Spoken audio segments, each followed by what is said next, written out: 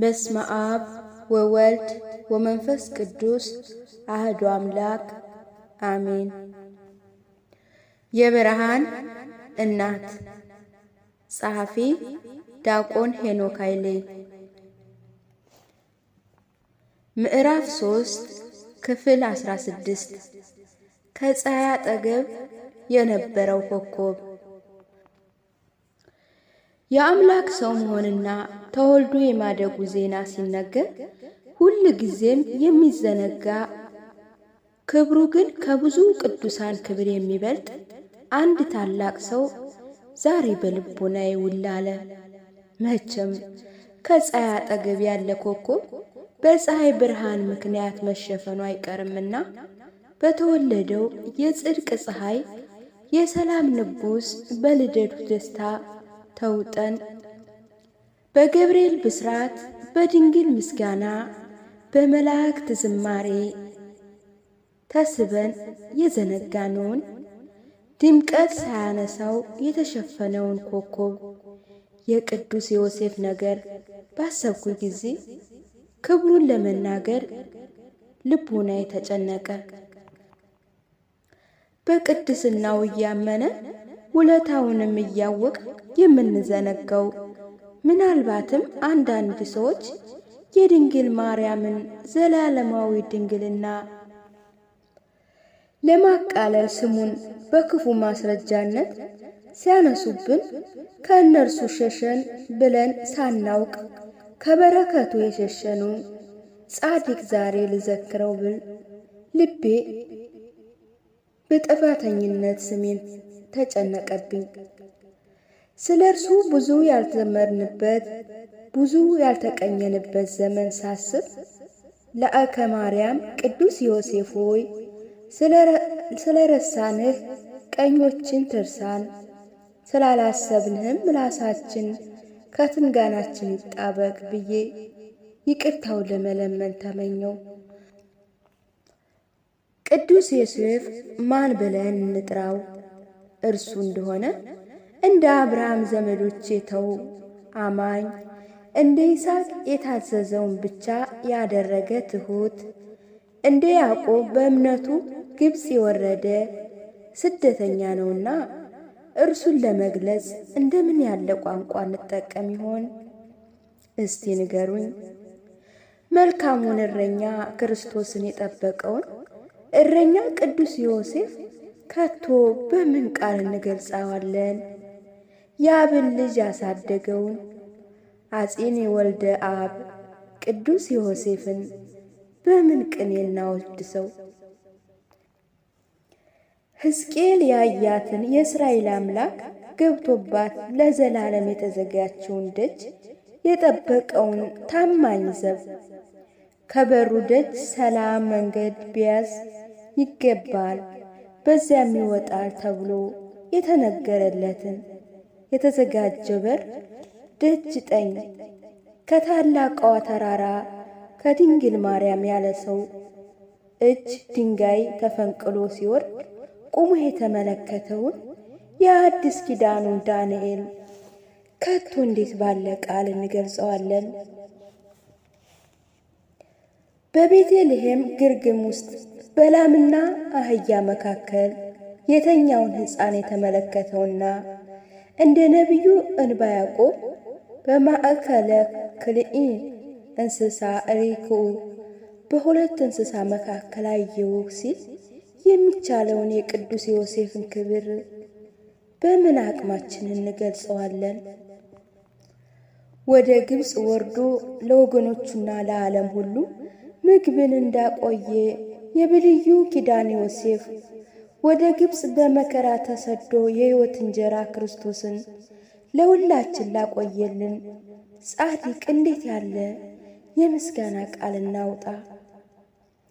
52 ዓመታትን በጋብቻ 19 ዓመታትን በብቸኝነት የኖረው አረጋዊ ዮሴፍ ሊቀነ ካህናቱ በቤተ መቅደስ ሲጠሩት ፍጥረትን የሚያጠግብ የማታ እንጀራ ወደ ቤቱ ሊገባ እንደሆነ አላወቀም ነበረ። በቤተ መቅደስ ያደገች አንዲት ድንግልን ለማጨት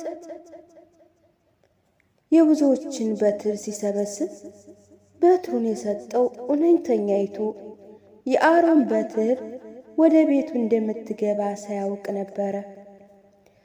ከካህናት ዘንድ ድንግሊቱን ማርያምን ይዞ ወደ ቤቱ ሲሄድም እርሷ ለእርሱ እንደታጨች እንጂ እርሱ ለእርሷ እንደታጨ አላወቀም ነበር።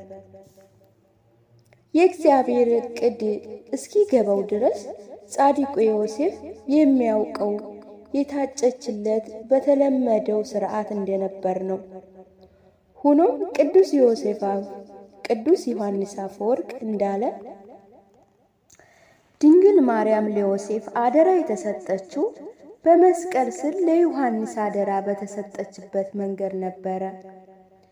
ምንም እንኳ ክርስቶስ ከዮሴፍ ባይወለድም የዮሴፍ መኖር ለአምላካዊ የማዳን ዕቅድ እጅግ አስፈላጊ ነበር። የአምላክ ሰው መሆን ያለ ዘር ያለ ሩካቤ የሚፈጸም ነገር ቢኖርም ድንግሊቱ ለማንም ሳትታጭ በፊት ጸንሳ ብትገኝ ኑሮ በሰዎች ዘንድ እንደ አመንዝራ ትታያለች እንጂ ማንም ሰው ያለ ወንድ ዘር ጸነሰች ብሎ ሊያስብላት አይችልም። የጸነስኩት በመንፈስ ቅዱስ ነው ብትልም መሳለቂያ ከመሆንና እንደ ደፋር ሐሳተኛ ከመቆጠር በቀር ሰሚ አታገኝም ነበረ። ቅዱስ ያዕቆብ ዘስሩግ እንዲህ ይላል፣ ከጸነሰችም በኋላ ድንግል መሆኗን ሳትገልጽ ምስጢርን ጠብቃ የያዘች ማርያም ብፅዕት ናት። ይህም የእፍኝ ልጆች የሚሆኑ የዕብራዊ ሴቶች እውነቱን በነገረቻቸው ጊዜ እንዳያፌዙባት ሐሰተኛ ነሽ እንዳይሏት ነው። ጻድቁ ዮሴፍ የተመሰገነ ነው። እርሱ ምስጢሩን ሊጠብቅና አባት መስሎ ሊታይ ፈቅዷልና። ስለዚህ ለዮሴፍ መታጨቷ በሰዎች ዓይን ጽንሱ ከዮሴፍ የተጸነሰ ሆነ እንዲታይና ክርስቶስም እንደመሰላቸው የዮሴፍ ልጅ ሆነ እንዲኖር ምክንያት ሆነ። ይህም ለዮሴፍ የመታጨቷ ነገር ንጽሕት ድንግል ማርያምን ጽንሷ በገፋ ቁጥር ባልፈጸመችው በደል በሰዎች ዓይን እንዳመንዝራ ከመታየት አዳናት። ይህም በቅዱስ አብሮስ አገላለጥ እግዚአብሔር በድንግልና መወለዱን ሰዎች እንዲያውቁ ከማድረግ በላይ ግድ የሰጠው ምን እንደነበረ ያሳያል ይላል ሉቃስ 3 ቁጥር 25። ጌታ የሰው ልጆችን የእናቱን ንጽሕና ከሚጠራጠሩ ይልቅ የእርሱ መለኮታዊ ልደት ቢጠራጠሩ እንደሚሻል መረጠ። የድንግሊቱን ትሕትና እንዴት ጥልቅ እንደሆነ ያውቃል። የንጽሕናዋ ነገርም እንዴት በአይሁድ ዘንድ በቀላሉ ሊሰደብ እንደሚችል ያውቃል። ስለዚህ የልደቱ ክብር በእናቱ መዋረድ ላይ እንዲገነባ አልፈለገም። ቅዱስ ዮሴፍ አገልጋይ የሆነ እንግዲህ ለዚህ ታላቅ ተልእኮ ነበረ። የጌታን ጽንስ ነገር እንኳን ከአይሁድ ከአጋንንት ሳይቀር የተሰወረ እንዲሆን ቅዱስ ዮሴፍ ድንግል ማርያምን የጋረደ የወርቅ መጋረጃ፣ ለንግሥቲቱ መጠለያ የወርቅ ድባቧ ነበረ። ሆኖም ቅዱስ ዮሴፍ ይህን ሁሉ የእግዚአብሔር ዕቅድ ፈጽሞ አላወቀም ነበር። የተሰጠችው ንግሥትም ማን እንደሆነች የበኩር ልጇን እስክትወልድ ድረስ አላወቃትም ነበረ። እርሱ አገልጋይ የሆነበት የላከበት ምስጢርም ምን እንደሆነ አላወቀም። አለማወቅ ደግሞ ቅዱስ ዮሴፍን የበለጠ እንድናከብረውና ከወንጌላዊ ጋር ጻድቅነቱን እንድንመሰክር ያደርገናል። ቅዱስ ዮሴፍን በቅዱስ ሉቃስ አንደበት ጻድቅ ያሰኘው በኋላ ካደረገው ነገር ይልቅ የአምላክ እናት ለመሆን መመረጧን ሳያውቅ በፊት ለድንግሊቱ ባሳየው መልካምነት ነበረ። ድንግል ማርያምን ክብሯን በሚገባ ካወቀ በኋላ እንኳን ቅዱስ ዮሴፍ ዓለም ሁሉ አገልጋይዋ ነው። ክብሯን ሳያውቅ በፊት ለእርሷ መልካም መሆን ግን በእርግጥም ጽድቅ ነው። እስቲ ታሪኩን ልብ አድርጉና እናስታውለው። የሆነ እንዲህ ነበር። ድንግል ማርያም የመልአኩን የብስራት ቃል መስማቷን ቅዱስ ዮሴፍ አላወቀም። የትህትና ውቅያኖስ የሆነችው ድንግል ማርያም በመልአኩ የተነገራት ዜና ወንድ የማያስፈልገው መሆኑን ወንድ ስለማላቅ እንዴት ይሆናል ብላ ስትጠይቅ በተሰጣት መልስ ተረድታለችና እርሷ ለዮሴፍ መነገር አላስፈለጋትም። እንደ ጸነሰችም ወዲያውኑ ተነስታ ወደ ዘመዷ ኤልሳቤጥ ሀገር ገሰገሰች።